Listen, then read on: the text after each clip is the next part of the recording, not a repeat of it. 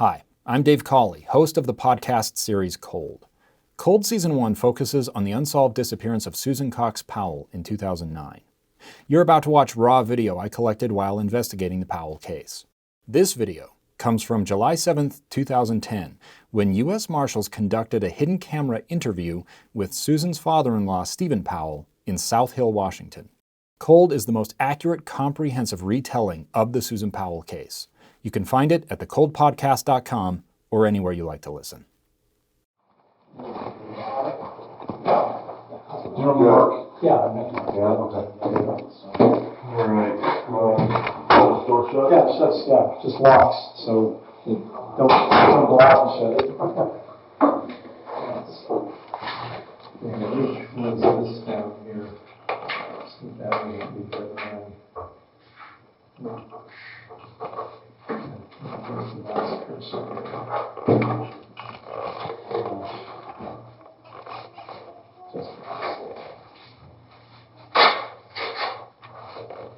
It's nice weather up here. What's it like down there? It's been a little hot. Oh, okay. Do you have another card by any chance? I don't have an email address either. I can't even get this mouse to show up. Thank you. I can't shut this. I'm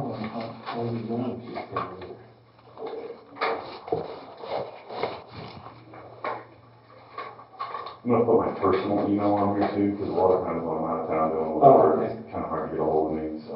Okay. Thank you. You guys mind if you guys recording this meeting, or do you do that? No, that's all. Oh, okay. I mean, do you mind if I record it, just so I know it's... No, not at all. Okay. We get this computer to shut down. Can you see the mouse?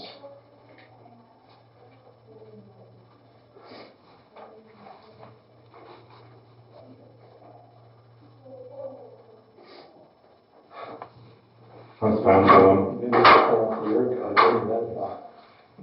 Oh, thank you. Thanks, Mark. Yeah. Oh, they're fine. Everybody's fine. I think Josh is over with the boys at an activity this afternoon.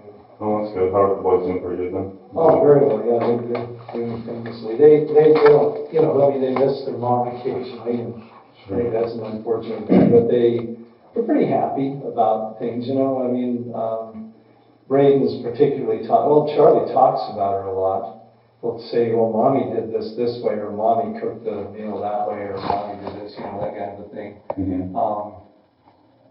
Braden is the one that has seemed to miss her as her presence, what I mean? That's what I'm perceiving from him. And when I sit down and just bring her pictures up on the computer, he gets really happy and, kiss her picture, and then he'll run off and play. So he's pretty happy just to see her, to know she's out there somewhere. That's a good thing. I don't even know what to say. I want to shut this down, but I can't. I think it's frozen up. Maybe if I go Control-Delete. But, that doesn't do anything either. I mean, just tap on it. It's stubborn, huh? Yeah, this is gotta get that. I mean, I can't even get the mouse. Can't even get the mouse to show it. See, it's just not even. I don't know. Yeah, I think that's what I'm going to do. I hope the email I just sent went through. I was going to try to get a hold of this guy later or tomorrow. Okay, so anyway, everything seems to be fine. I mean, we don't, this obviously is, I mean, I'm going to sit that there. Hold on. Right there. I can't look. Put the other card in. Make it like that.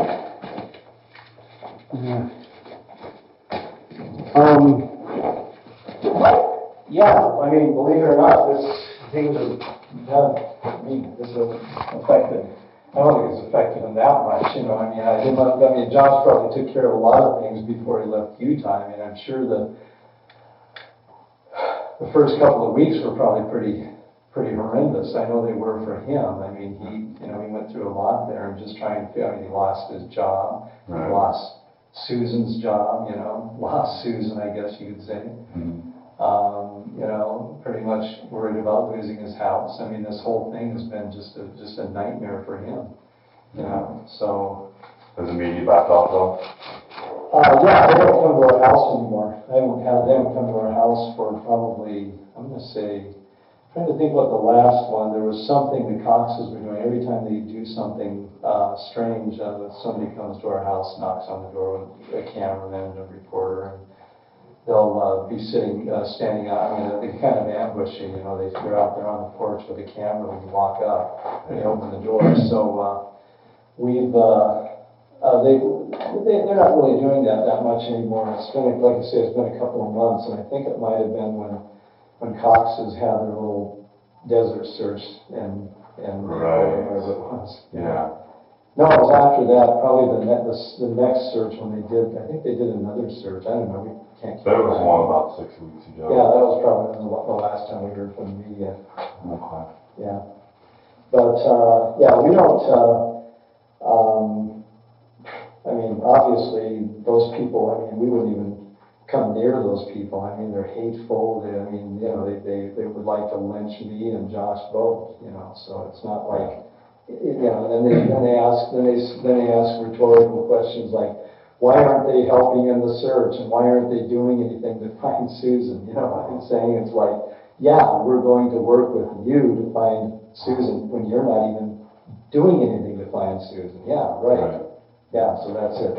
But I did have a couple of questions, and you know, we talked about, you know, this whole idea that I guess you guys are at least in contact with the West Valley City Police, and you know, Chief McLaughlin seems to indicate that nobody else is working on this. So. Well, that's not true, because, I mean, we're working it.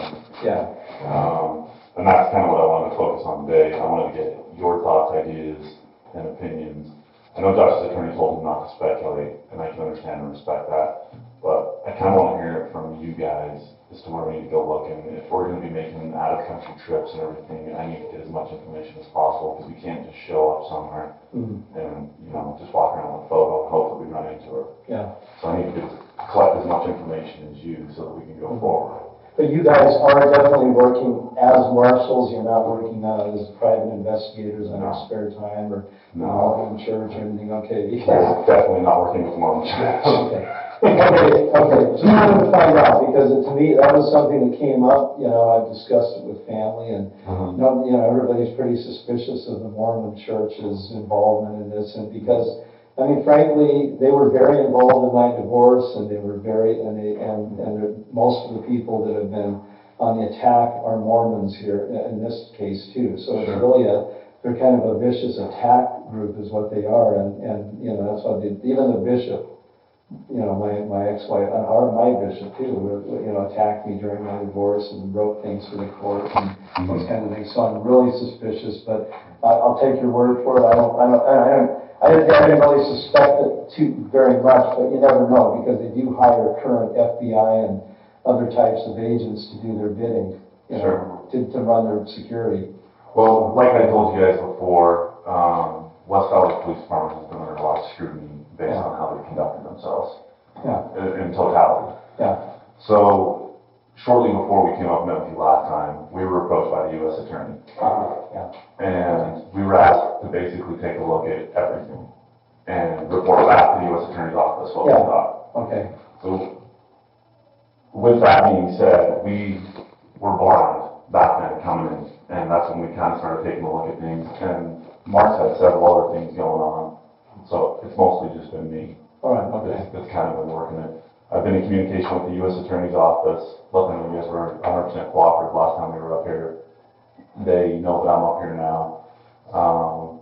As far as our involvement with other agencies, I've had limited contact with West Valley. Obviously, dealing with, you know, evidence and stuff like that. I know that's a real big concern of yours.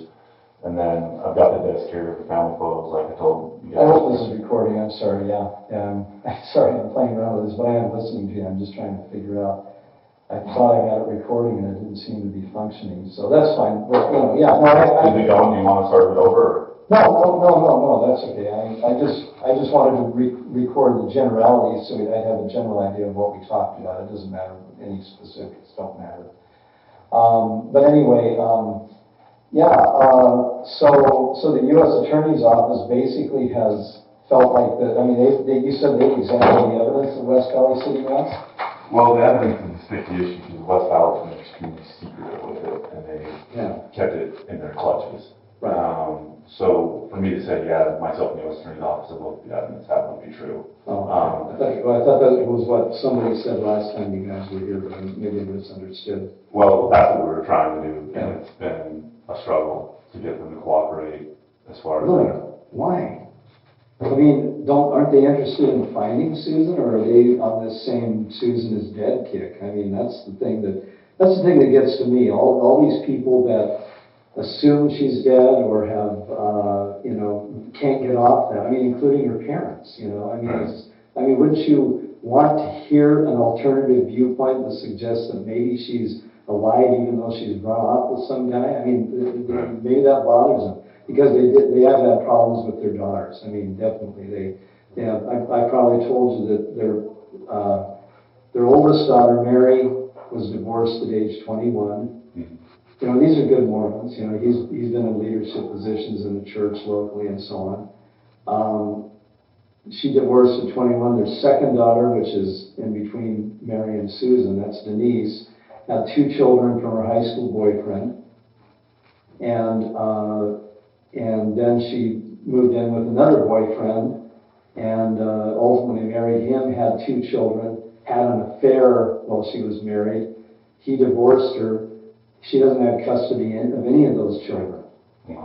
And so now Denise, has 4 children, 2 by her first boyfriend, 2 by her husband, who she lived with for a while before they were married. Doesn't have custody of any of them. And she really, from what Susan said, she didn't want custody of any of them. She would, this is just an attitude thing, but it was like she'd rather drink, party, and smoke pot is basically the comments that I heard about this. So not that I don't know if she smokes pot. I'm sure she probably drinks. She's definitely not what we would call an involved Mormon, what would you call it, an active Mormon. Right. But she definitely has some problems, and the Coxes definitely have problems.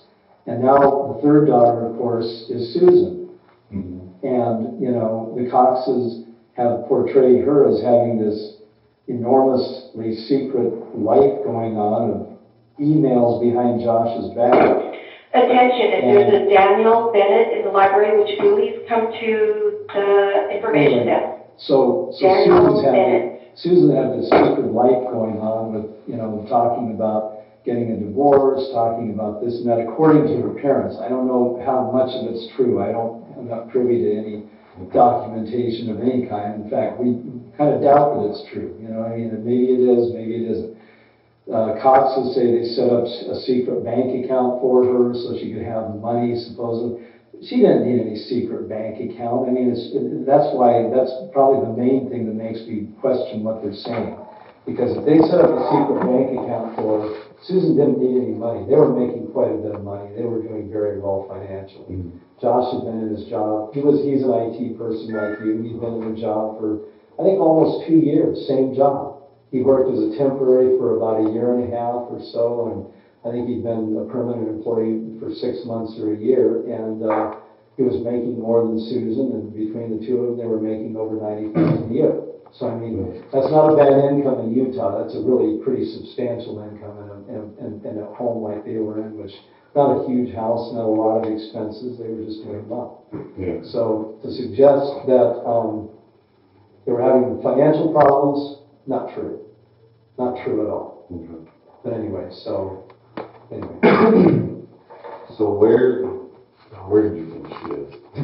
Well, you mentioned, Alina said you mentioned Brazil the other night. So Because obviously you were alluding to the comments that I made in my, what I submitted to the FBI. Well, if you remember last time when we were finishing off, you had mentioned that as well. Oh, did I really? Oh, maybe I did. Okay, so have you read what I sent to the FBI? No, I don't. I guess you could say the FBI is a sister agency, but cooperation between two agencies is similar to what we're experiencing with West Valley right now. Really? Well, Gary France was here, Yeah. with you guys when you came last month. What's with that? Well, he's up here, and obviously we're dealing with the FBI down in Salt Lake. Right, Russ Johnson. Right. And Russ Johnson hasn't wanted to talk, hasn't done anything. The only communication Russ would have with me was in getting the airbag issue resolved. That's the only communications I've had with him. And realistically speaking too, the U.S. Attorney's Office wants us to kind of step back from everything that's already been done and come in with some new perspective, new ideas, which is obviously why we're here, to get your take on things, so that he and I can put together our best educated guess and start putting things in motion as far as things that haven't been done yet. Okay. As far as looking for Susan.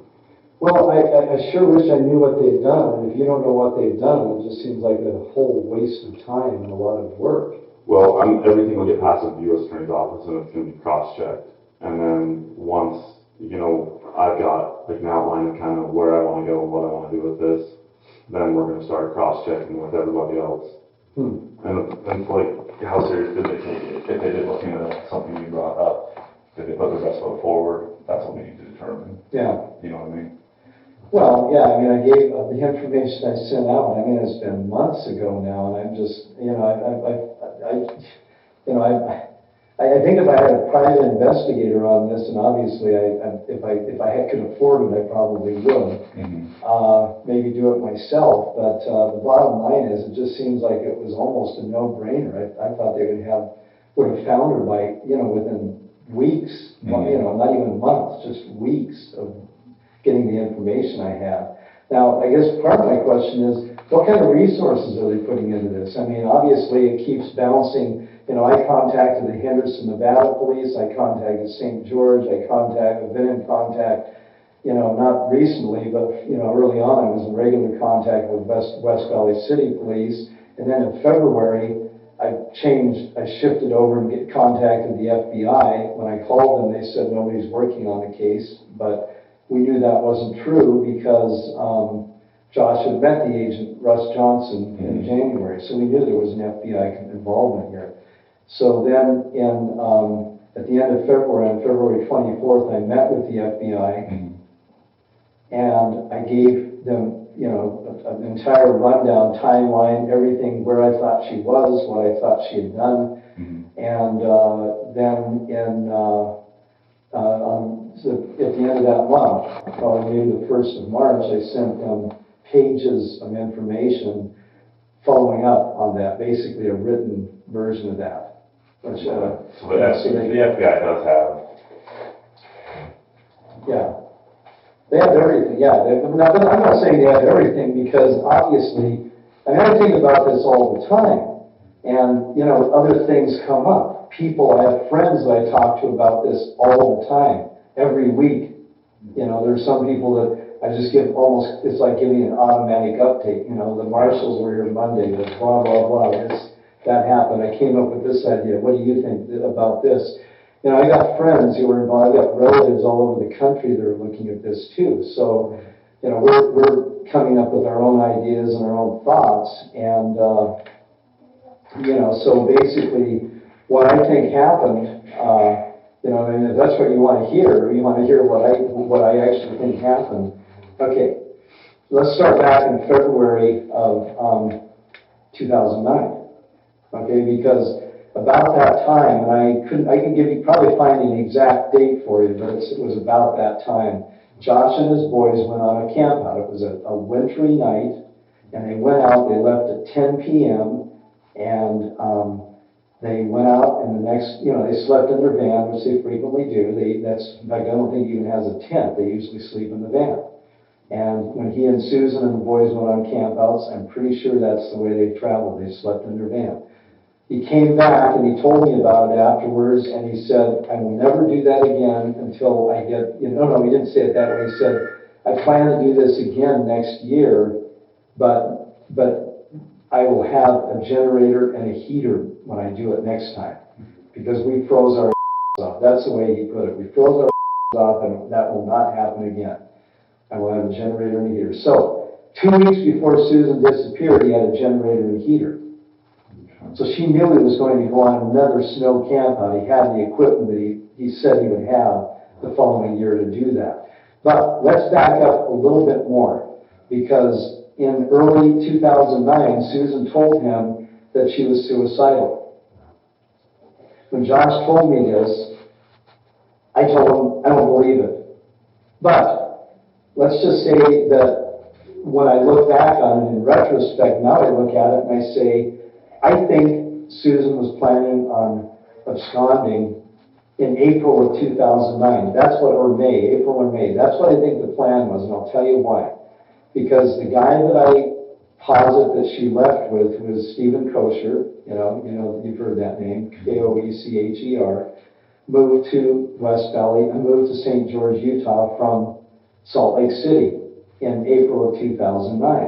I think the plan was to basically abscond about that time, because when he moved there, he still had a job with his dad's newspaper. His dad is the editor of some Clipper or something, some small newspaper up in Salt Lake City. And he continued to work in the internet advertising department for that newspaper, but that ended within a month of his arriving in St. George because he wasn't doing the job. And the reason he wasn't doing the job is because he didn't care about the job. They were leaving. That's the way I look at it. Apparently he did well in the job, well enough that they said, yeah, keep the job. You can do it from a remote location. You want to get out of Salt Lake because, quote unquote, it's kind of gloomy here and, whatever. I mean, he gave him some story. So he moves to St. George, and within a month, it isn't working out, and he loses the job with his dad's newspaper. And again, I think the reason is because he didn't care. He wasn't going to be around anyway. Okay. So, for whatever reason, I think I've tried to come up with a surmise as to why she decided not to go, because obviously he was committed. He was already heading south.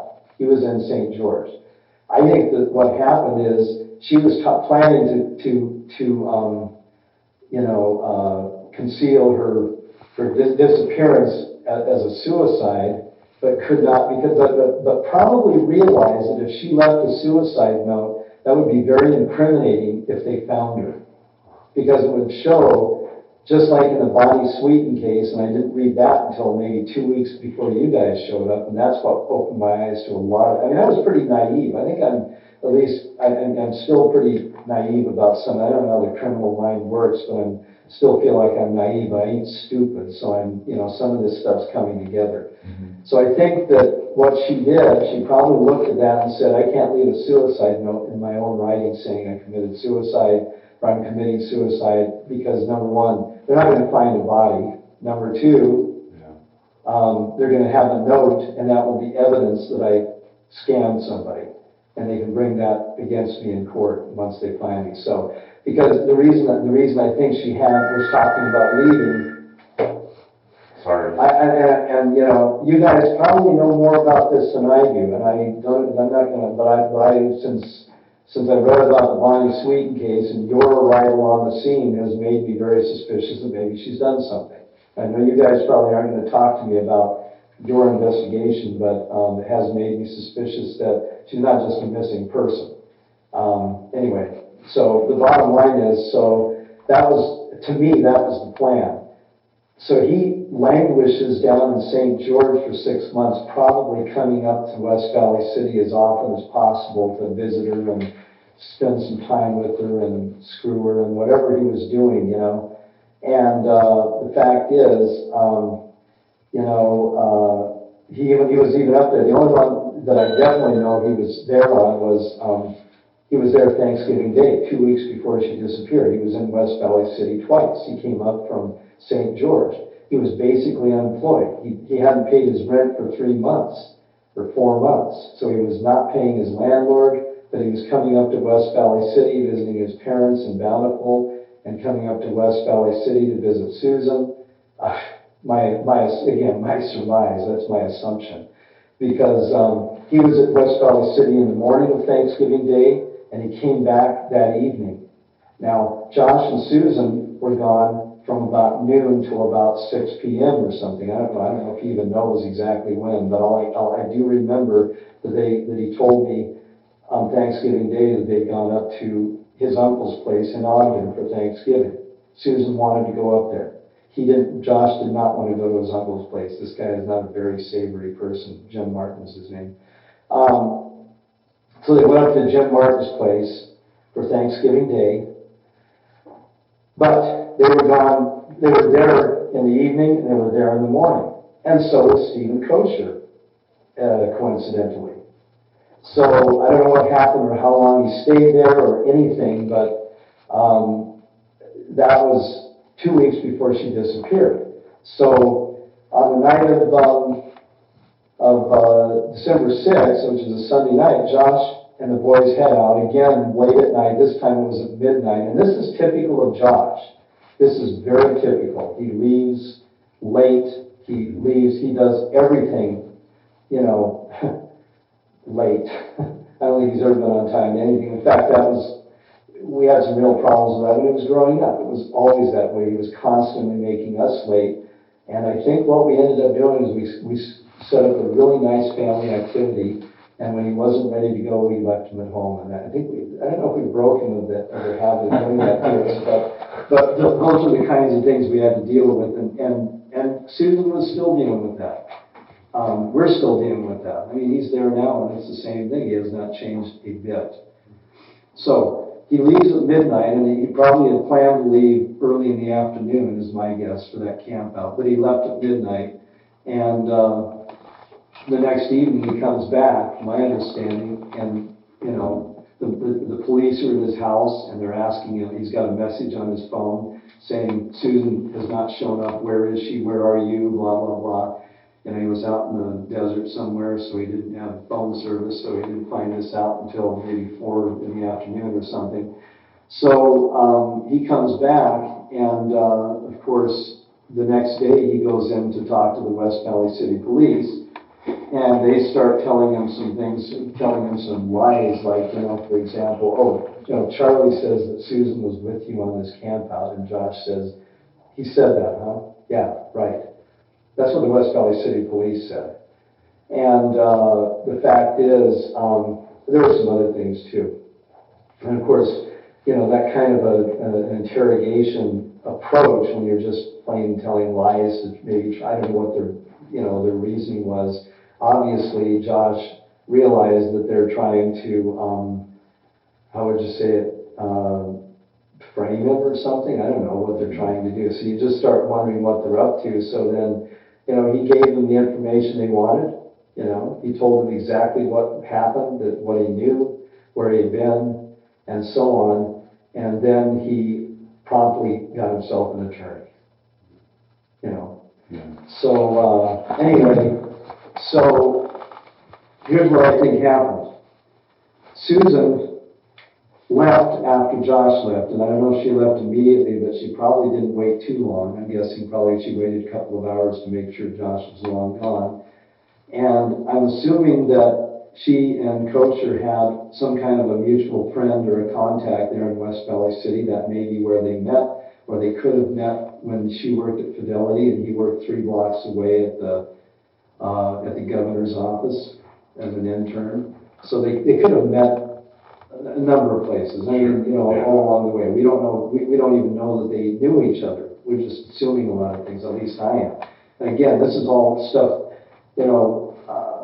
I'm not even sure that my family even believes all this stuff. But I'm telling you things that, from my perspective, and things that I believe happened. So what happens is. So on that particular weekend, Kosher was in St. George, and he had a Christmas party scheduled for Monday night. That is the 7th, the day she disappeared. So Clearly, to keep appearances up, he attended the Christmas party, Monday evening, December 7th. But he left abruptly. That's what his friends say. You know, he had dinner, then he didn't stick around for conversation or small talk or anything. He just left abruptly. That's the way they describe his departure. I think he went to West Valley City directly. The next morning, according to his, and these dates are now kind of in flux and in question because I read the families or the Kosher, there's some people that have put on timelines and websites. But the next morning, according to the first accounts, he had gone over to Ruby Valley, Nevada to see his ex-girlfriend's parents. And Ruby Valley, Nevada is almost due west of West Valley City. So he goes over to Ruby Valley, Nevada to see his girlfriend's parents. And, and his girlfriend, I think, as I recall her statement in one of the blogs, she made a statement in a blog to the effect that, he knew I didn't live with my parents. Why did he go there to see me? That kind of thing. So to me, I look at it and I say it was some kind of a ruse. Why was he going there? He wanted to place himself and give himself a reason for being up in West Valley City. I mean, the guy's unemployed. His family says he put over 1,200 miles on his vehicle the week he disappeared. The week before he disappeared, he put 1,200 miles on his vehicle, going up to West Valley City, going over to Ruby Valley, Nevada. And when he was in Ruby Valley, Nevada, he had lunch with him. They invited him in for lunch, spent 2 hours there with them, and he said, I'm on my way to Sacramento. Now they said originally that was on December 8th. Then somebody else said, well, we saw him blah, blah, blah on December 8th. And so they changed their story and said, well, then maybe it was December 9th. But I take their first story as being more accurate because it was early on. It was shortly after the guy disappeared. And, their memory to me would have been better at that time than later. And they probably knew it was on Tuesday morning and it was on December 8th. And that indicates to me that he probably headed for West Valley City on the night of December 7th. She probably called him early that day and said, I've implemented the plan, I'm gone, we're leaving. So he comes up, and they head over to Ruby Valley, Nevada. His girlfriend's parents did not see anybody with him. I mean, nobody asked about it. I don't think that was even an issue. They didn't look for anybody with him. I'm guessing she was with him, and I'll tell you why in a minute, because I'm guessing he picked her up or went to see her and spent the night with her on the night of the 7th, and at somebody's house. So somebody in West Valley City, as far as I'm concerned, somebody in West Valley City knows what's going on. I don't know who it is. It's probably the same people he played volleyball with in West Valley City on the morning of Thanksgiving Day, because his family's timeline says he played volleyball in the morning, then he went up to Bountiful in the afternoon, visited with his parents, and then in the evening of Thanksgiving Day, he went back to St. George. He went in the evening of the 7th, evening of Thanksgiving Day, he went back to West Valley City, quote unquote, for a piece of pie.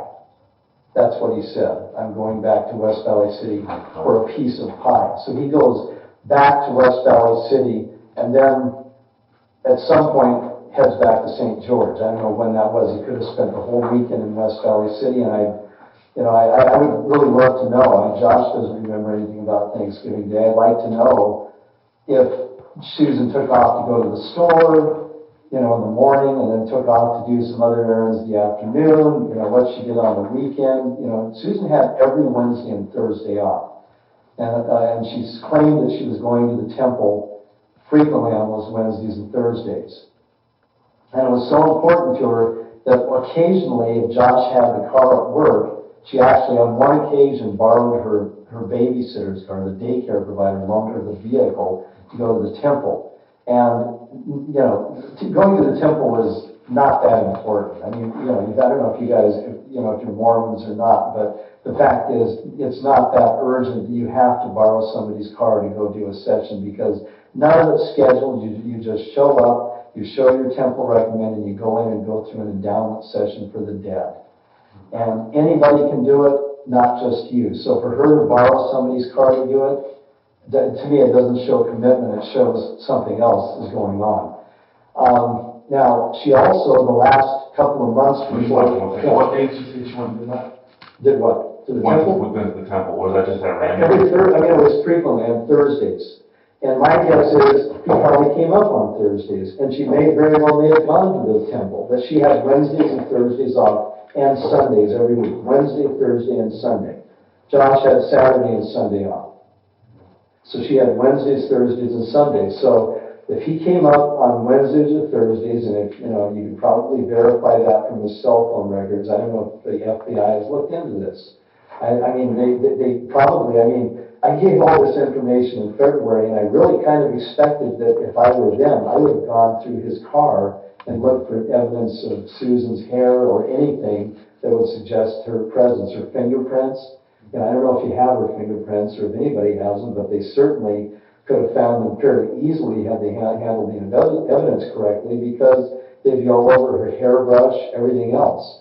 So if somebody hasn't looked at his car for fingerprints or other evidence, then they missed the boat.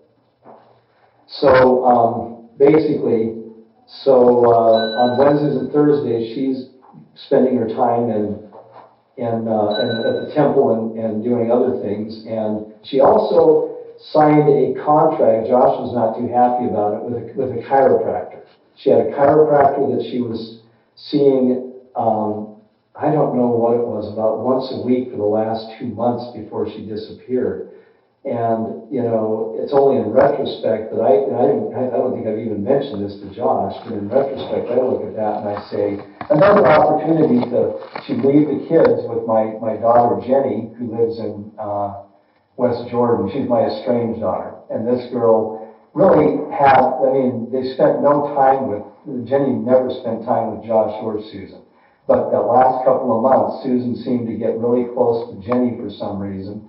And she had Jenny watching the kids so she could she could go to the chiropractor on this weekly visit or whatever it was. And again, if this guy was coming up on those days, then she'd certainly go to the chiropractor, but she could also spend an hour or two with him while Jenny was watching the kids. Mm-hmm. So I would just say, if you can, I don't know who the chiropractor is, I could probably find out for you, but if you can find out when she went to the chiropractor and how often, that might be an interesting thing, and find out if she, if it was every week. I'd ask Josh, was it every week? And if he says yes, but then the chiropractor says, well, she only came once a month, then there's something, we know something fishy there, Go ahead. Your daughter, you said she's estranged? Yeah. She's been estranged since my divorce, and it took me a while. I only figured out why after she came over and accused me of being involved in Susan's disappearance. She came to my house unannounced, and she asked me specifically, she said, when did Josh tell you he was going to kill Susan or whatever the way, I don't know exactly how she put it, it's been January that she did this. And I basically threw her out of my house for accusing Josh and for accusing me, of being involved in Susan's disappearance. And she said, well, of course you were involved in it because you hated her. And, that's bullshit too. Total bullshit. Not even close to the truth. It's probably diametrically opposed to it. But anyway, not going into that, but the fact is, my daughter Jenny has hated me since our divorce, and my ex-wife and I even get along, but I don't get along with Jenny. And I couldn't figure it out until Michael started reading through the divorce papers, and he was, this is my son, Michael.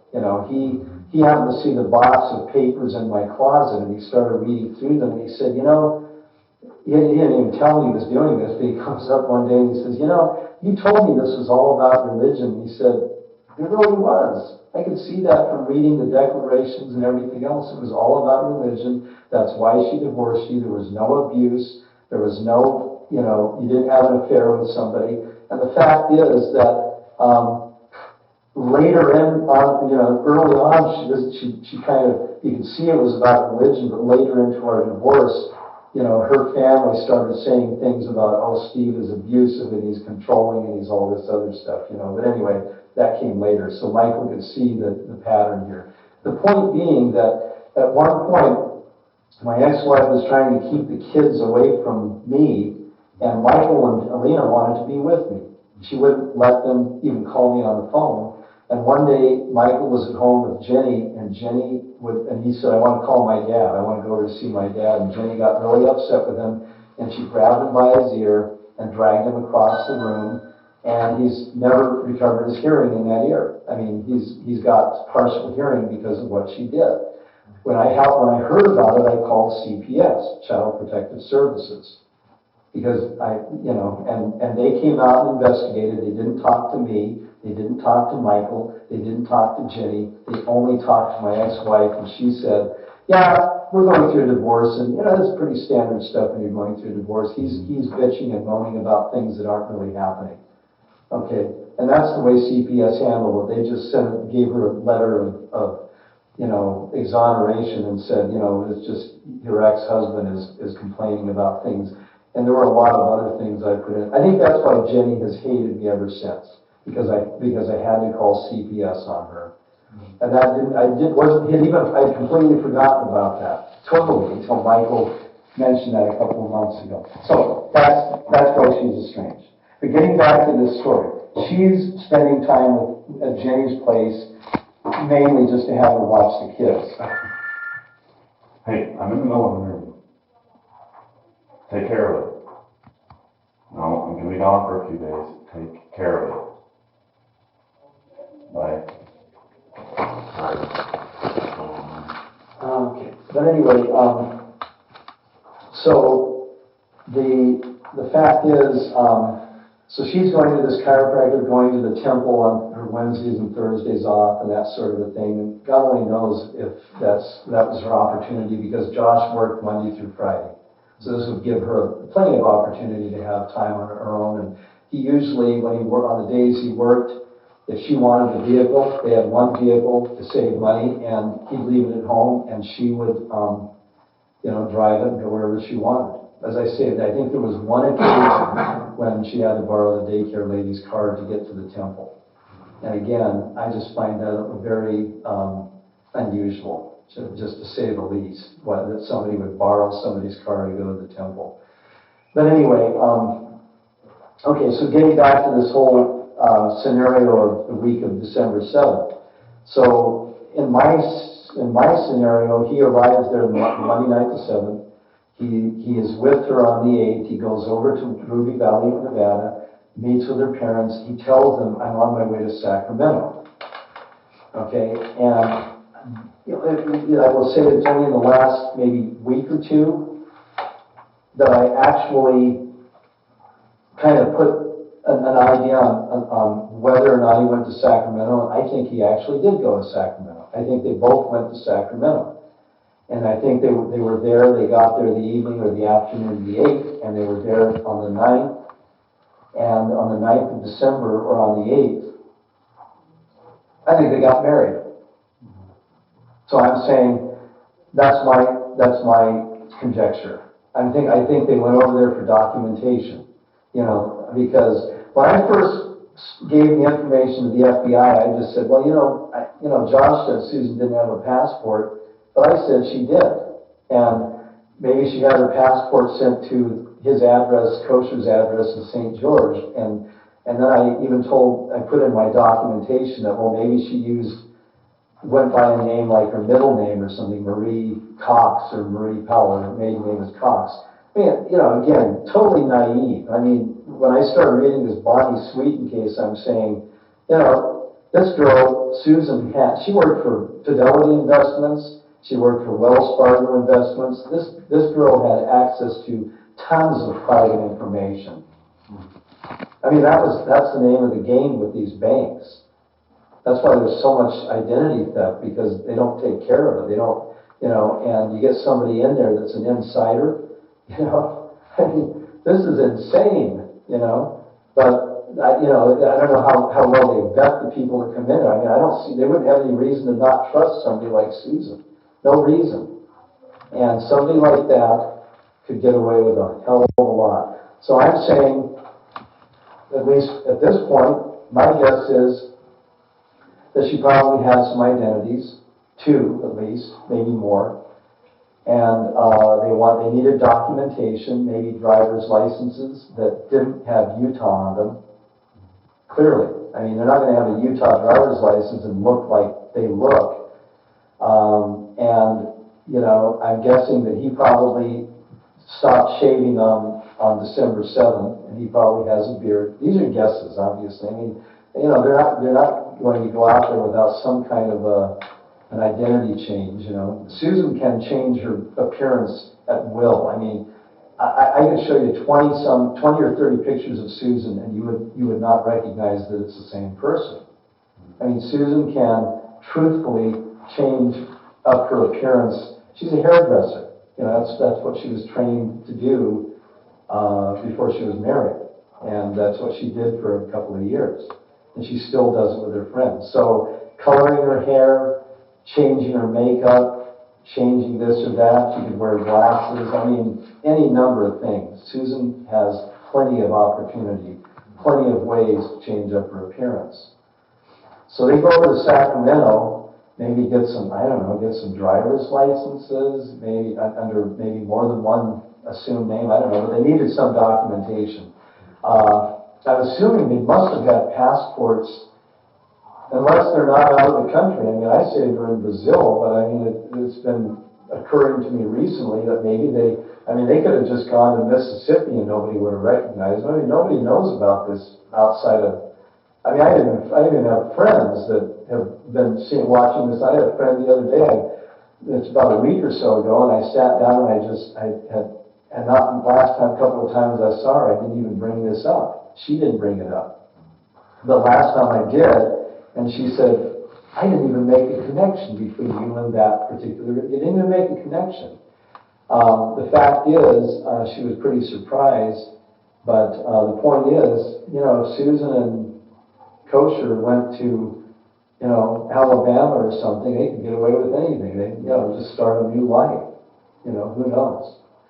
So the point is, I guess they could be in Brazil, but I don't know. What makes you think Brazil? Well, the reason I think Brazil is because Kosher did his mission there. Probably, he's 30 years old, so I'm guessing, 2001 maybe? He came home from a mission in Brazil, and because they started at age 19, sometimes they start a little older, and I'm guessing he probably was 19 when he went on a mission. And he probably came home 2 years later, so that would make it about 2001. And what I did is I went in, there's so much information about this guy on the internet. He went to Brazil, and they said the Brazil Fortaleza mission. And when I went, what mission was that? Fortaleza, Fortaleza, and of course the church changes boundaries periodically. So I had to go back and find out what the boundaries are different now than they were back when he was on the mission. So today it's different, but back then the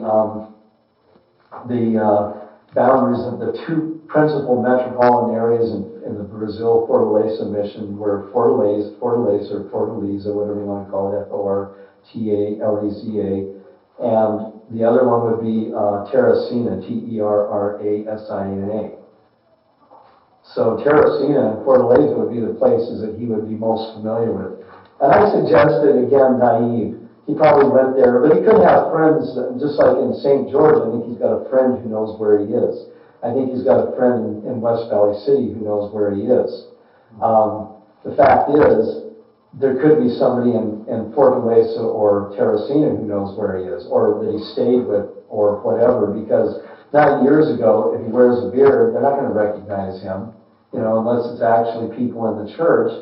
And I think there's a possibility they're involved in the church. Susan liked the church. She didn't believe in it particularly, but she was very committed to it, And she and Josh didn't believe in it, but neither one of them ever talked to me about the religion because they know how critical I am of it. So the bottom line is, I knew I mean, I've known for years, Josh really has been kind of very so-so about the church, and even Susan, when they were living with me years ago, she said, we're only involved in the church, we want to stay in, no, how did you put it? I wrote it down somewhere, but I mean back then, but it was something like, we want to stay involved in the church because I don't want to disappoint my parents like my sisters have. She has two older sisters who have basically, flipped the bird at the church. They have nothing to do with it. They don't want anything at all to do with Mormonism. So that's Denise and Mary. And her younger sister went on a mission for the church, which in itself in the Mormon culture is kind of a dysfunctional thing to do, because girls who go on missions, girls are not encouraged to go on missions, first of all. And those who do go on missions are, the people. The word is, anyway, at least when I was involved, and I'm sure it hasn't changed, it's because they haven't got married yet. If they aren't ready by the time they're 21, they go on a mission. Sure. And boys go on missions at age 19. But girls are totally discouraged from going at all, and only go if they aren't married. So her youngest sister is a returned missionary, is now married, and has at least one kid last time I heard. And I don't know how her marriage is, but, all things being equal, unless her mother treated her better, maybe she got diagnosed and got on medication or whatever, and so the emotional abuse was mitigated or whatever, but it was still pretty bad when Susan was living at my house. Her mother was still calling her and making her cry just by screaming at her when she called. Even happened at work one time, and I told this to the FBI. Susan was doing my hair one day, and somebody came up and said, you have a call. She went and took the call. She came back, she was crying. I said, well, is there something wrong? And she says, yeah, my mother was screaming at me. She called her at work and was screaming at her. So, I mean, it was hard to believe, but that's the way her mother whatever. Now, her mother seems like she's got to be under medication now. She seems very, like she's in La La Land the last couple of times I've seen her, so I'm sure she's either been diagnosed or they've balanced her medication or something. I have a son who's mentally ill, so this kind of stuff, when you see somebody who's mentally ill, you sort of start seeing some signs, and she has acted very, very mentally ill in my presence a number of times. So she's definitely got either bipolar or schizophrenia. And Susan resented the fact that her dad just never came between her mother and the daughters. But the fact is, the mother is definitely, I would be very interested to have that confirmed, but I know you guys thought it's probably not your business to do that. But the thing is, I'm about 90% certain that she's got some mental illness issues, and that's what created all these issues with the daughters, including Susan. Susan definitely had her mother's issues, with the emotional abuse of the kids. Not frequently that Josh is aware of, but I know Josh called me a couple of times and said he had to intervene between Susan and the boys. And I don't really think Susan is mentally ill. I don't think. She just didn't act like that to me. I think she was basically, but there could be something there. It's a hereditary thing too. But the fact is, Josh did intervene at least on one occasion that stands out in my mind when, he felt like that, she was really going overboard. And, and during their marriage counseling, he basically tried to get the counselor to talk to Susan about this problem, but the counselor felt that the main problem in their marriage was the fact that Josh liked to go camping on Saturday nights, and Sunday morning he didn't go to church. He was out camping. That was the main problem in their marriage. That Josh was too lukewarm about Mormonism. And of course, it was an LDS Social Services, yeah. Okay. And apparently this counselor was also reporting back to the ward bishop all the details of their sessions, and Josh couldn't get her to talk about the real core issues in their marriage, which were, and Josh has some problems too. I'm not going to paint him as a saint. Josh has some issues with his, like I told you, his chronologies and everything. He's got his problems. But Susan and Josh, I think they were a good match in a lot of ways. But he did try to keep her, he reminded her, he didn't hesitate to remind her when she was, going into one of her screaming tirades. He would definitely remind her that she was taking after her mother and that she needed to get it under control. So he was definitely trying to help her keep that under control. Her sister Denise, I've never heard any comments about Mary, the oldest sister, but the oldest daughter has basically stayed away from her parents to some degree, I think. She doesn't spend a lot of time with them, and now she's back at a military installation with her husband and has been there for some time. But the niece is a screamer too. So you get these three women together, Denise, Judy Cox, and Susan Powell. And that's mine, I think. Oh, it must be mine. Oh. Let me see if that's Josh, because he went, hello? Yeah, Josh, I'm here in this meeting with the Marshals here. What's up? I'm at the library. Did you want to come and pick that thing up and sign for it or whatever? Yeah, it's just a CD, right? What's on there? Just a bunch of family photos. Oh, it's a CD. What's on it, do you know? It just says photos from HP digital camera. So they must be photos you don't have because they're from the HP digital camera. They must have taken them from the memory card. That's what it says on the CD.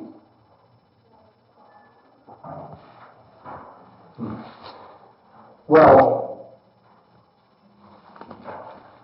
you're not going to come by then, or? Okay. Anyway. Yeah. Okay. Well, listen, I'm going to get off, but I'll just let him know. Thank you. Okay. Bye. Okay. He just says that's fine.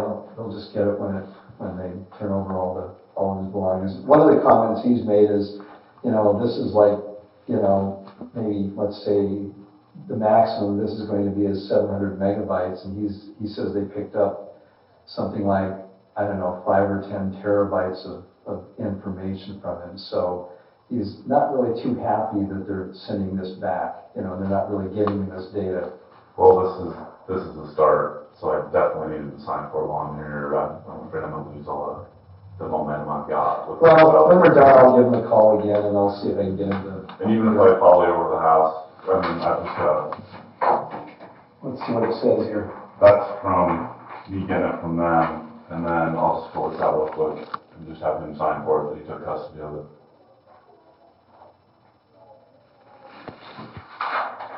Photo CD, huh? Now, was this something that... Yeah, because, see, we have all kinds of photos, and this might be just stuff we already have anyway, so it's like, Josh just feels like it's a slap in the face, it's an insult. But anyway, you talk about 5 terabytes of data, and they're sending this over, that's just ridiculous. Right. So anyway, we'll probably, I don't know if we'll want to even sign for it, but anyway, okay, so bottom line is, so as far as I'm concerned, it's very possible that Susan went over to Sacramento with Stephen Kosher. He said he was going to Sacramento. I think that's extremely possible. I don't see why they wouldn't, because I don't have any other way of accounting for the afternoon of December 8th and all day December 9th. So I'm guessing they were probably in Sacramento. They wouldn't have any reason to hang out in West Valley City. They'd want to be together. They'd want to be alone. Maybe for the first time that they wouldn't have to hide and be under scrutiny. They could just head back to his apartment down in St. George and do their thing and start their life together. So I'm guessing that they probably did go to Sacramento, and I don't know if you have any clue as to what identities they're using, but it's very possible they would have used those identities to get married in Sacramento. I'm guessing, again. And they probably would have gone to Sacramento to get California driver's licenses and so on, so they could divert the attention from their connections to Utah. That makes sense to me anyway. So then that's on the 9th, and then on the 10th, they're on their way back to St. George, Utah. I mean, you know, he's definitely up there. I mean, confirmed by friends, confirmed by cell phone pings, confirmed by debit card transactions, all the way from, St. George over to Wendover, Nevada, which is due west of West Valley City. So he's got debit card transactions, and I believe it is on the 9th that they find a debit card transaction in Wendover, Nevada, which means they're heading back. And but on the 10th, they don't head back to St. George until the 10th. So somebody out in that area knows about this. They were staying with somebody. I mean, by the 10th, this thing had gone viral. Everybody knew about this. I mean, this was a worldwide news story by the 10th. I mean, it was all over the internet. And so anybody, if they were trying to fool somebody, it wouldn't happen. But if somebody was in cahoots with them, then that's the only way they could have got away with it and spent the night in West Valley City. They wouldn't get a hotel, because any hotel, somebody would recognize them coming into the hotel. Maybe not Stephen Koecher, he wasn't known by then, but Susan, yes, she was very well known by then. Her picture was everywhere. So they're heading back on the 10th. On the 10th, they're heading back to West Valley, to St. George, Utah from West Valley City. So they have debit transactions along the way, at least 2 of them. And then they get back to West Valley, St. George, presumably the night of the 10th. On the 11th, somebody actually saw him in St. George, somebody who apparently said they were locked out of their house, and he helped them get in. So somebody saw him, somebody confirmed that he was actually there. Do you know who that was? No clue. But somebody knows. His parents probably know. They probably talked to him. His parents have gone down to West Valley City, down to St. George and down to Henderson, Nevada, where he disappeared, and talked to neighbors and canvassed neighbors and the whole area, and have looked for his body in every field nearby. And just like Susan's parents, the same thing. Just cadaver searches, dogs, God only knows what they've done. But, the fact is, he gets down there, and on the 11th, they see him there, and on the 12th, a cell phone ping confirms that he's down along Lake Mead, which is, south of St. George.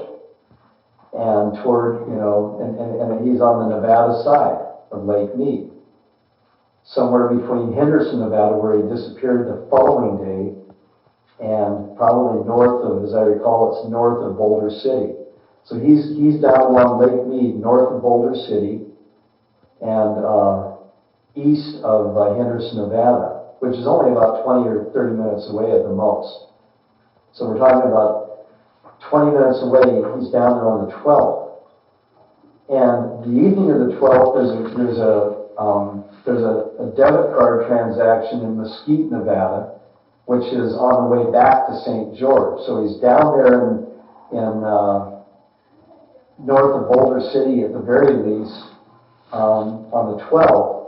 And on the evening of the 12th, he's headed back to St. George and buys a dinner for $3 in Mesquite, Nevada. And I look at these, and I would be interested to know if he had a habit of buying dinner with his debit card for $3 here and there, or if he was trying to make it look like he was traveling alone by buying small dinners, $3 dinners, because that seemed to be the pattern there. Every time he stopped, he didn't have cash. He paid $3 on his debit card for a dinner. Then occasionally he'd stop for gas, and it would be like a $30 transaction or something. So the bottom line is, he's heading back to St. George, passes through Mesquite, has dinner. The next day, that's the 13th, December 13th, he drives his car into an upscale neighborhood in Henderson, Nevada. I think it's called Anthem. I believe that's the name of the neighborhood, Anthem. And he gets out of his car and walks away. And he had been trying to make a little money on the side by working as a solicitor for a window washing company. And he had the flyers on the seat of his car with the phone number visible, and the homeowners association, looked at the car for about 3 days, and they finally investigated, and they called the window washing company. Their number was on the flyers, and the window washing company basically said, he's got his contact information is his parents in Bountiful, here's their phone number. So that day, 3 days after he disappeared, they called his parents, and they said, oh my God, our son has disappeared, and they rushed down to Anthem, down in Henderson, Nevada. And they went around and talked to the neighbors to see if he'd come around soliciting window washing jobs, to see if they'd seen him, to see if they'd seen him leave his car. And then they found that in that neighborhood there happened to live a retired U.S. Marshal. And he happened to have a surveillance camera system in his yard. And so they said, can you rewind that back 3 days ago? And he says, certainly. And 3 days prior to that, they see him walking away from his car with a purpose, according to the news article that talked about it. So he's walking away with a purpose. He's going somewhere. Now, the interesting thing is, that's on the 13th. And he has a friend named Greg Banks. Sorry, one more time, name. Pardon me? One more time with that name. Greg Banks. And Greg Banks was one of I think it was his group leader at church.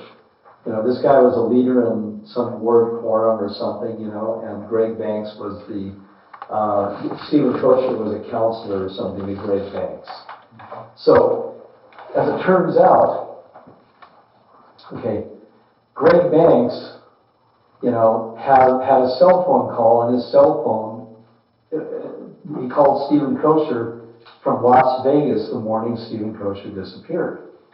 And of course, he was asked about that because it sounded pretty fishy that both of them were in Las Vegas on the morning or the day Stephen Kosher disappeared. And Greg Banks said, well, I called him because I had a church assignment that day and I wanted to see if he would cover it. And lo and behold, he was also in Las Vegas, so he couldn't do it. And I said, okay, well, I'll just take care of it myself. So anyway, again, I have to surmise what really went on in the conversation, but both of them were in Las Vegas. Henderson's a suburb of Las Vegas.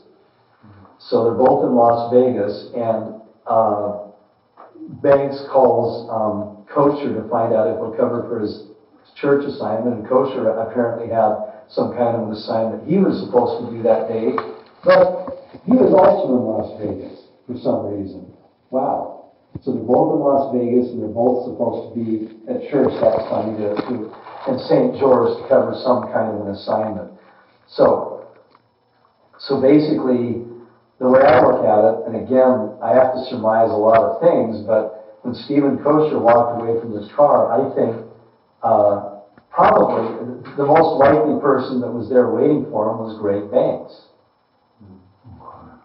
I think, obviously, there's no way to know that. But the bottom line is, going back to the 12th, the day before, I've suggested in the written documentation that I sent to the FBI, I suggested that they really need to look at cash transactions at the two international airports south of Boulder City. You've got Laughlin International Airport, and you've got Lake Havasu. And they both are gambling towns, they're both resort towns. And I don't know, it makes sense to me that, you have to ask yourself, why did he go down there on the 12th? What was he doing? Mm-hmm. And then he went back home that evening, and then he went down there again on the 13th and disappeared. So if they were using false identities, or maybe their identities that she came up with the week before they left, I don't know. She came up with some identities at work on Friday, and they left on a week later after she disappeared. Then clearly they wouldn't have time to get a debit card in that name or a credit card in that name, so she would have to use the false identities, the driver's license they picked up in California. And I think you have to have a driver's license to fly. Am I correct? Mm-hmm. Yeah. You have to have a picture ID.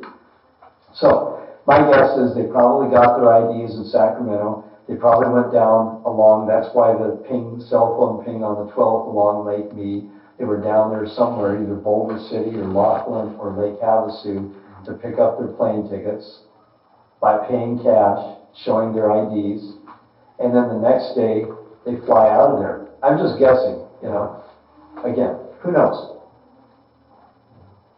So then they, the other thing is they could have picked up, there are buses that go down to Mexico City from probably from Arizona and Texas and everything else, and if you went down there, you could buy tickets on the bus. I don't know what's going on. You just sit here and you puzzle over these things, and you just say to yourself, what were they doing? What was he doing the day before he disappeared? Why did he go down there? And that's what I've come up with. But anyway, so, and that's pretty much,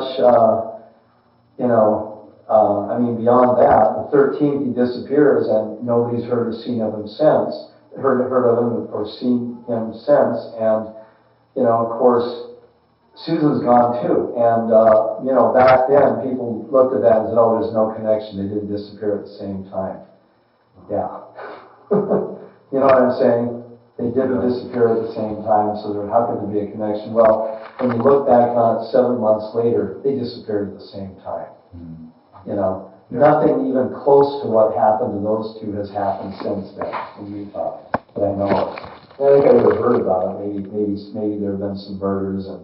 There have been a couple of this and that down there, but nothing, quite like this that has the appearance of somebody disappearing, but, no evidence of any body or of any kind, and even possibly some contrary evidence that you're not going to find a body. So anyway, so that's pretty much, And then now we ask, well, why Brazil? As I say, he went on his mission to Brazil, and I say, well, they maybe got some transportation to some other city where there's actually a flight directly to Rio de Janeiro or something, and of course she has Portuguese ancestry, so she's talked to me about wishing she'd gone on a mission for the church and maybe learn Portuguese and this kind of thing.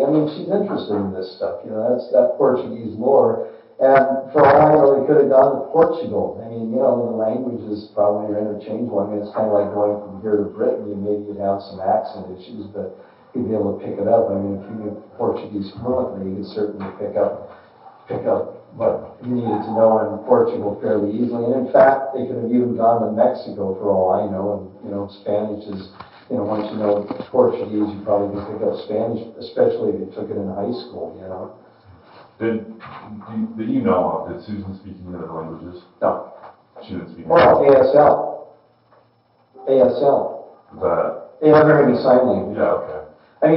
She and Josh communicated with ASL, so she definitely knows ASL. She could pose as somebody who's deaf or somebody, she could do, who knows what she could do, She could pose as somebody who's deaf. And if she's in Brazil or Portugal or wherever she might have gone, she's probably going to be patronizing beauty supply outfits because she did that all the time. She spent, I don't know, Josh, I think he said she's probably spent $100 a month at beauty supply places. I don't know, the police, I think they have all his checking account transactions, so she had the family's one and only debit cards, and she'd just go out and, it wasn't like they were hurting for money, so it wasn't like there were any questions about it. She'd just go out and spend what she wanted, and she would do all of her friends' hair. She would do, that was her way of, it was almost like a social thing for her, she did my hair when she was here, it was a social thing, Right. She liked doing people's hair, and she bought the supplies, so anyway, number one, I would suggest that maybe, I don't think she's going to change that pattern. That just doesn't make sense to me. She's not going to change that pattern. So wherever she is, whether it be Brazil or Biloxi or whatever, she's going to be going to beauty supply stores, And continuing to buy what she needs, once a month or whatever. She didn't believe in the church particularly, but she was committed to it, and she liked it. It was a social outlet for her. And, if she got married in Sacramento under an assumed name, she probably got married in the temple in Brazil or wherever she went. So what I would do is I would get a list of people married in Sacramento on December 9th. I know that, and it could be Lake Tahoe.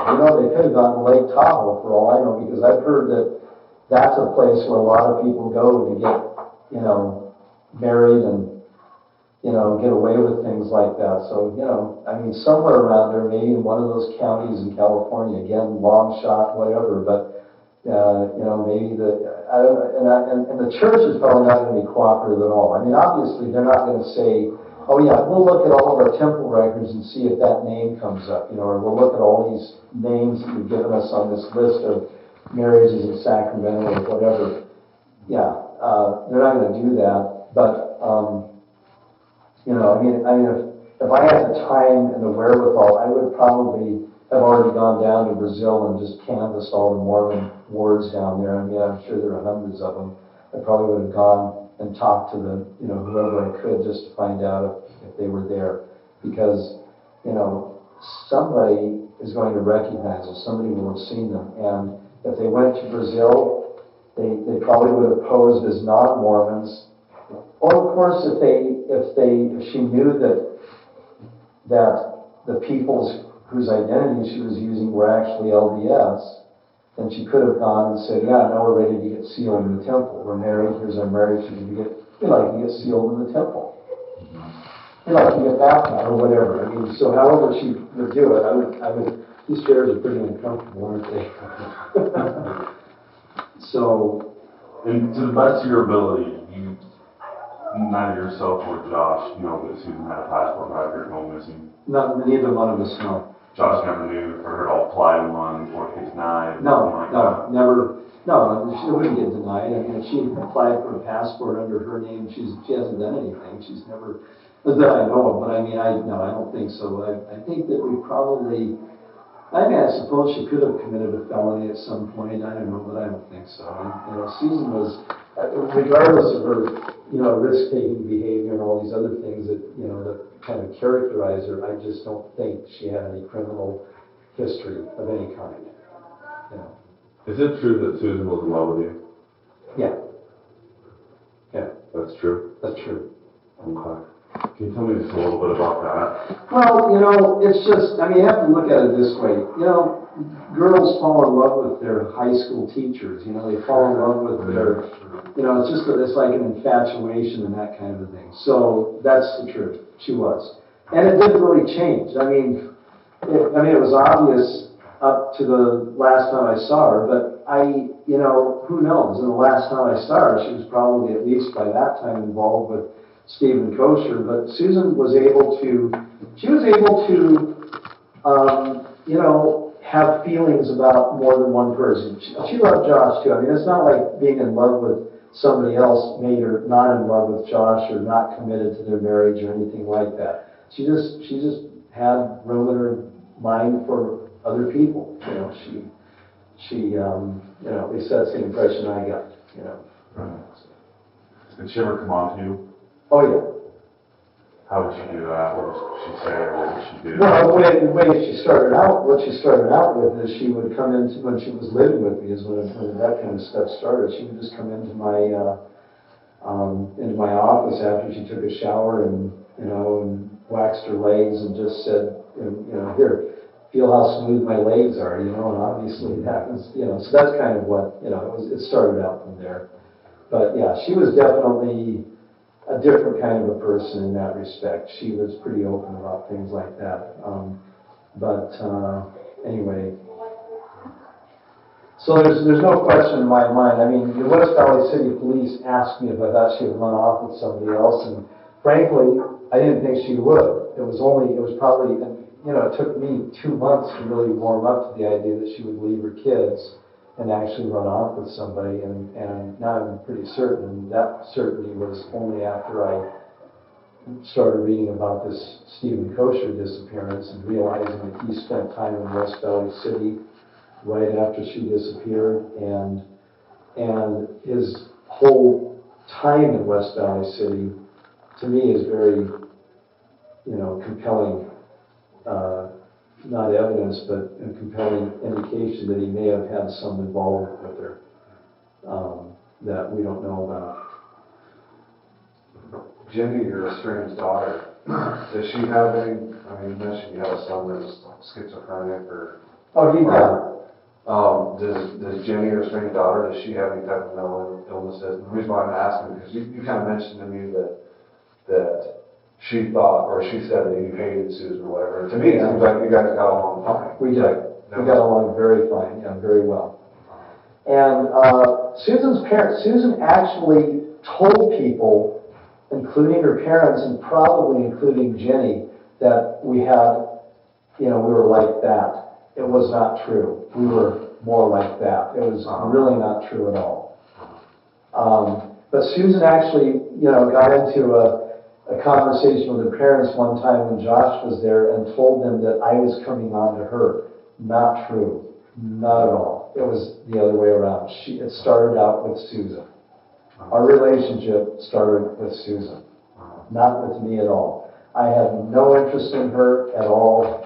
And, when you start, getting somebody that's asking you to feel their legs and, and coming in, every night with something, here, let me show you, I've got this birthmark, it's back in the back of my thigh here, that kind of, all kinds of things. Another time she and Josh, she's all dressed up for church, and she walks into my office and just walks in and stands up on a chair in my office and crouches down. And she says, and she takes her shoes off, and she says, I got these, see these surgical lines on my feet here. I had some bunions when I was growing up, and they were removed surgically. Josh, we had them paid for with, his insurance or whatever it was. It was taken care of. Maybe it was it might have been taken care of before she was married. I think it was that they were actually taken care of before she was married. And she wanted to show those to me. She gets up, she's in a skirt, she crouches down on the chair, and I just, just sort of massage her feet a little bit and her calves, a little bit. And at that point, when my hands started going up her calves, she kind of stands up and on the chair and she says, "Hey, what are you doing?" And then she doesn't leave the office. She just stands there and looks out the window with her back to me for a few minutes because Josh is out scraping the snow off of their car ready to go to church. No, he wasn't scraping snow off. There might have been snow. I don't even remember, but he was out there maybe warming up the car or whatever. It was in Puyallup, so I don't think, there was snow occasionally, but I don't even remember what was going on. But he was outside doing something with their car. So the point is, these kinds of things, it's not like, Susan was, I think she just liked to titillate is what she liked to do. And then, of course, then she goes back to her parents and says, oh, he was coming on to me and, he's a pedophile. And Josh says, Susan, you were 20 years old. A pedophile goes after little girls, or little boys. Pedophile, I don't know what the cutoff age is, but it's not 20-year-olds, I was in my 50s at the time that she was living at my house, but, there's no question about it. I was not dealing with a little girl. But she told, she and her parents, they just had a railing session against me at one point. And Susan said, well, I don't want to even see him. I don't want to go over to his house. And she'd tell that to Josh in her parents' presence. And then when Josh would come over to my place to spend time with me, she'd call him and say, I'm missing out on the time with the boys and the fun and whatever. And then he'd have to go and pick her up and bring her. You know what I mean? And whenever she'd come over to my place, it was always friendly. And it was frequently, there were frequently little titillating things that she continued to do.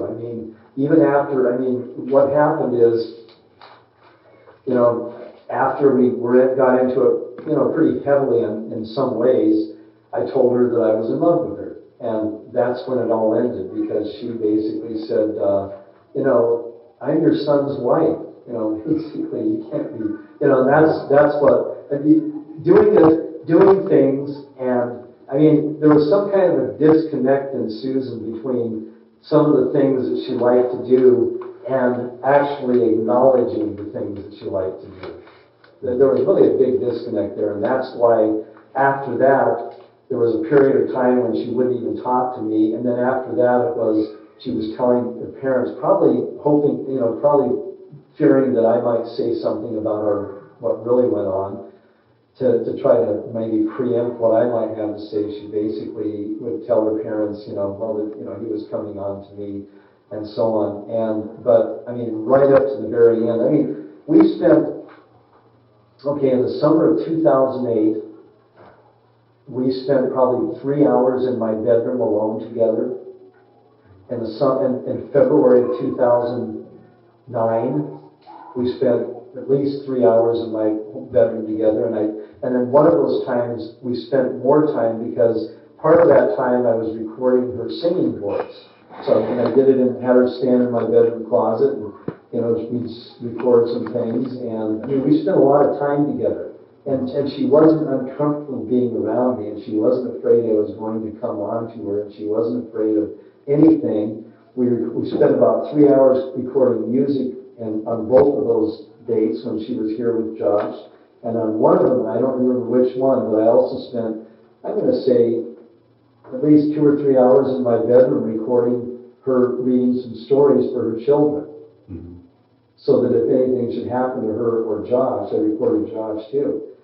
We picked out a few stories, and they read them, and we recorded them. I got them. It was just raw material. I've never processed it or turned it into a CD or anything like that. But I've got the raw recordings of her reading stories, and the music. It's on my website. So I mean, she's there doing background singing on 2 of my songs on my website. So basically, she and I spent lots of time together. So to suggest that I hated her, or that we didn't get along, I mean, and she would frequently do things too. I mean, just little things. I mean, when one time, at one point when we were sitting there recording things, she took off her shoes and sort of, I don't know if she wanted me. I didn't bother massaging. I really didn't want to get started on that stuff again. But she took off her shoes and she says, "Oh, I hope you don't mind my smelly feet." And in the past, she would have expected me to,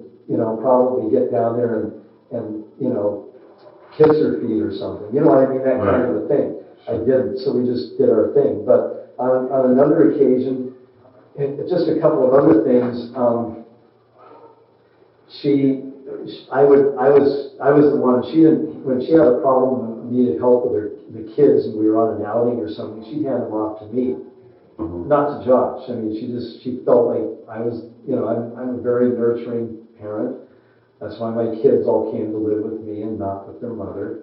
And she knows that.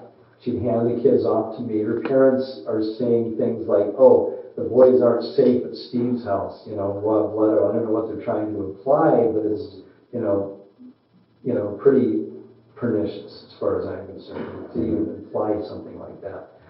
But she would, and when she'd come and get the boys, I'd be holding, Braden like this. She'd come, she wouldn't just reach out and grab Braden, she'd press her breasts against my hands, to try to, I don't know, whatever. And again, Susan was Susan. She did things like that. When she was nursing Braden, I remember that was summer of 2008. She came to visit, and she was right in the middle of nursing Braden, and she was staying at our place. Okay, she stayed at our house that week, and the first couple of days she would go in to a bedroom and shut the door to nurse Braden. Okay, and then one day we went out to the Seattle Aquarium, and I saw a lady sitting there nursing her child, and I said, well, and when we go out to these activities, Susan would drape a blanket over her when she was nursing, right? So here we are, we're at the Seattle Aquarium, there's some lady over there nursing her child. And I pointed it out to Susan, I said, she's not even bothering hiding it. I mean, it's just a natural, normal thing to do. And after that, Susan never tried to hide it again. She would do it, she'd just pull it out and nurse the baby. On the train, they took a train ride. When she was sitting there on the ferry with me and with others, I mean, she would, in the park, those kinds of things, I mean, Susan just needed somebody to tell her she didn't need to be self-conscious about her body. That's basically what it was. She had to portray herself, this persona that she thought she had to do, but if she thought that it was okay to do it in the way she really wanted to do, Susan would go in the direction she really wanted to go. And that would have been more apropos for Susan to be more open about something like that. But her religion and her, I'm sure that she still covered herself when she was at her parents' house. No doubt. But around me, no. You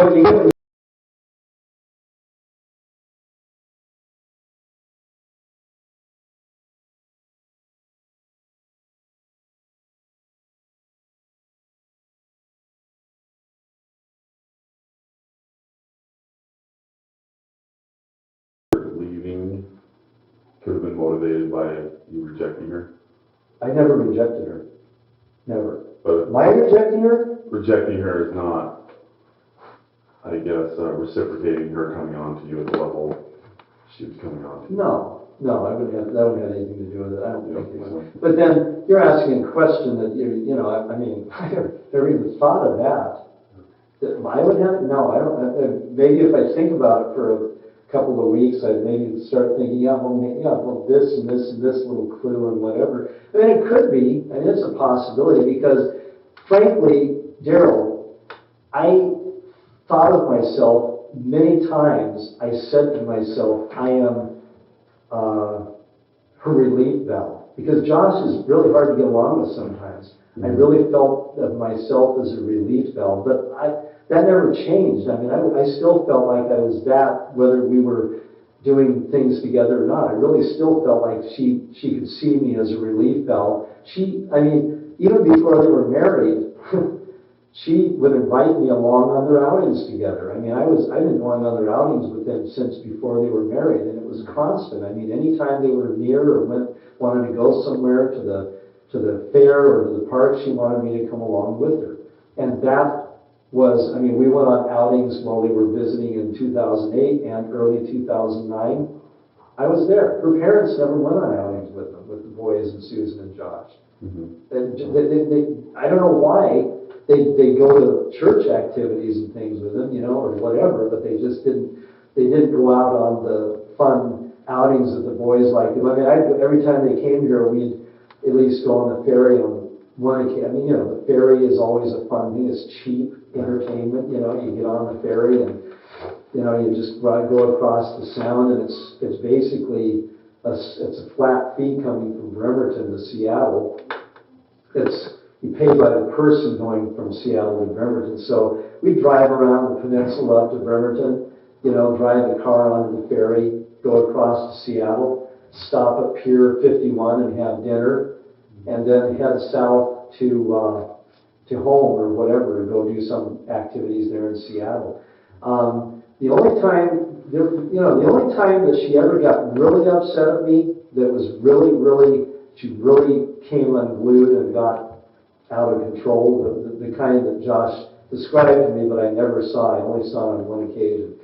I heard it on the phone, but I never saw it because they were down in Utah. But she'd scream, and if she didn't, I think it only happened when she didn't know I was on the phone. She'd come into his whatever he had down there, his office or whatever he had in that house, and start screaming at him. And I think if she knew I was on the phone, that wouldn't happen. Right. But one time we had dinner down in Seattle, and Michael and I had a beer with dinner, and then we wandered around the pier for a couple of hours and looked at seagulls and whatever, and then then we got in my vehicle to go home, and I turned on the engine, and she just started screaming, a screaming tirade. I will not go 1 inch in this. I mean, she didn't say, would you mind letting somebody else drive?